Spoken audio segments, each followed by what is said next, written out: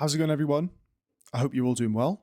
I want to welcome you to a brand new lecture in the Trading Protocol series, where in this lecture, we're going to discuss journaling. We're now in the optimization protocol, and so journaling is a crucial part in your trading career to ensure that you continuously improve as a trader. And so now we're going to cover journaling and how to actually optimize the data in the next lecture. And so without further ado, let's get into today's lecture. So we've now moved over to Notion. And what we can see here is I've created a Notion, which you're going to get access to in the next lecture once we cover optimization. Because in this lecture, we're going to be covering journaling.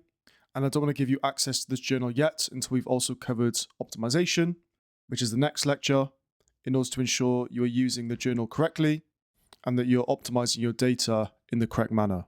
So you're going to get access to this where you can have journal and optimization. We're going to focus on journal in this lecture, and then in the next lecture, we'll focus on optimization. So if we now click on the journal page, what we're going to see here is some columns, and these columns are basically for you to fill in, and these are to do with the protocol itself that we've built.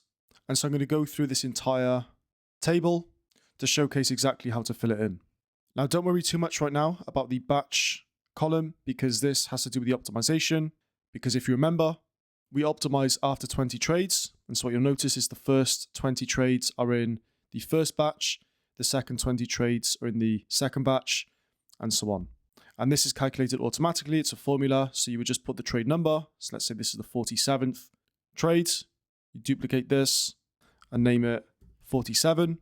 But as soon as you reach a new batch, so this will be from 41 to 60, type in 61. This will then change to number 4 because now we're in the fourth batch.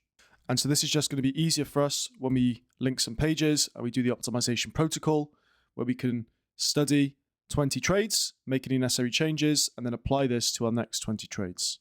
And so these two columns here, trade and batch, have to do with the optimization protocol, so we'll cover this in the next lecture. Now I've created a duplicate option here. If you click these dots here, you can duplicate.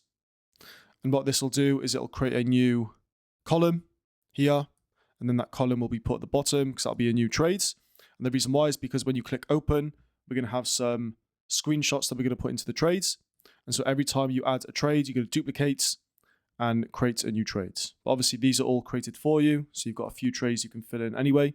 If we begin with the first column, date, well, this is the date of the trade. So whatever date the trade was, you'd input that date. For example, Wednesday, the 11th of June, 2025. This is the date of the trade. And so now we move on to environment selection. Well, this is the economic calendar. So was there news? Was it high impact news day? Was it medium impact news day or no news day? This is important because if we see patterns on specific days, we can optimize using that data. Intermarket relationship. Was the market you're trading moving in sync or out of sync with a correlated market? For example, if NASDAQ is moving in sync with the ES, you'd say in sync. If it's moving out of sync, i.e. SMT on both sides, you'd say out of sync. Session, were you trading the London session, the AM session, or the PM session? And these are the specific timings we have. Once we've done our environment selection, we then move on to the higher time frame protocol, order flow, drawn liquidity, point of interest. Let's assume order flow is bullish and the drawn liquidity was a fixed price level. For example, it could be a round number. If you remember from the drawn liquidity lecture, we utilize PD arrays as well as time cycles as well as price cycles. Point of interest, was your point of interest a discount array or a premium array? Again, you can always add specific options here and you can be more specific, but I've just given you a template here. Let's assume it was a discount array because order flow is bullish, meaning we're looking for longs. Once we've done our higher time frame analysis, meaning these were the higher time frame reference points that we had, lower time frame protocol, CSD, SMT, TOI. How did you exactly define CSD? Was it IFEG? Was it breaker? Or was it IFEG plus breaker? SMT. What time cycle were you utilizing for SMT? Let's assume it was, for example, 30 minutes. TOI. So did time meet price? And if so, was it an expansion or reversal macro that you were utilizing? For example, if the smart reversal occurred within the time of interest, you would say reversal because time meets price. If the smart money reversal occurred outside the time of interest, you have to wait for the next time of interest to execute, meaning we're trading the expansion macro. So now we've completed the lower time frame protocol. What was the execution protocol? Entry, was it a inverse Fibonacci gap, a breaker, IFVG plus breaker, mitigation block? Remember, you can add specific selections to your entries. If you want to add, for example, Fibonacci gaps or imbalances, you can add it here. Invalidation level, was it a type 1 or was it a type 2? Targets, well, let's say your first target was the original consolidation and your second target was the drawn liquidity. So this is the actual execution of the trades. Position, was it a long or was it a short? Outcome, was it profitable, unprofitable, or break even?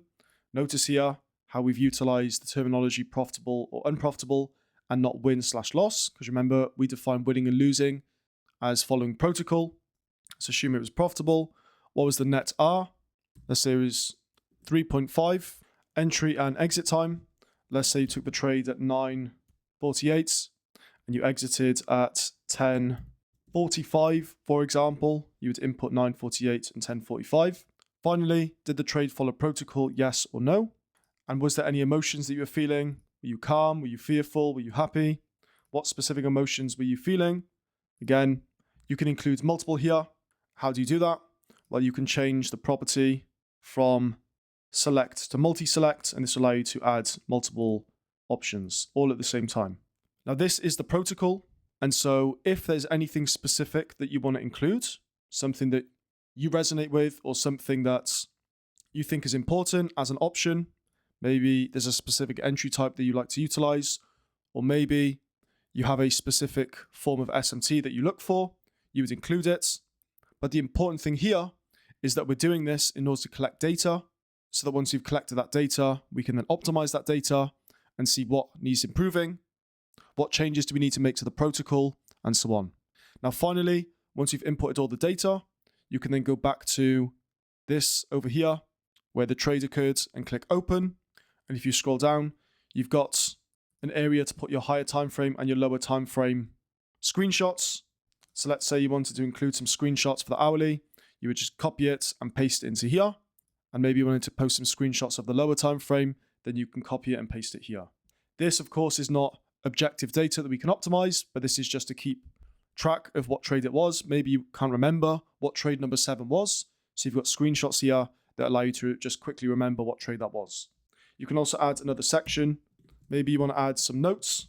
So maybe you want to say something about the trade itself, how you think you performed, or something that is more subjective, then you'd include it here. Now, our goal here is to do this 20 times. So our goal now is to take 20 trades.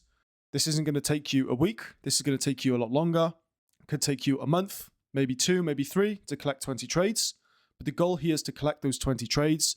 And once they're collected, meaning once you've filled in 1 all the way to 20, we can then move on to the optimization protocol, which is what we're going to discuss in the next lecture.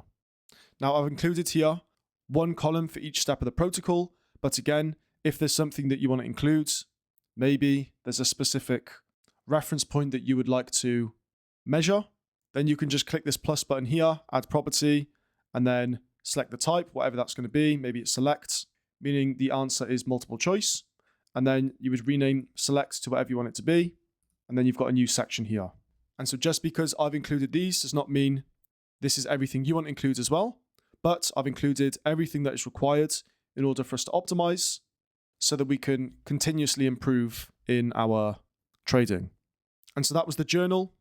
In the next lecture, we're going to discuss optimization. So we're going to click on this box here, and this is going to allow us to optimize the 20 trades that we just took, make any necessary changes, and then move on to the next batch of 20 trades. So I hope you found some value from this lecture. Journaling is crucial. If you don't do it, you're going to struggle because you're not optimizing your protocol. You're not utilizing the feedback from the market to improve. Remember, every single outcome is an opportunity to grow. And so we journal it and we learn from it, and we optimize it.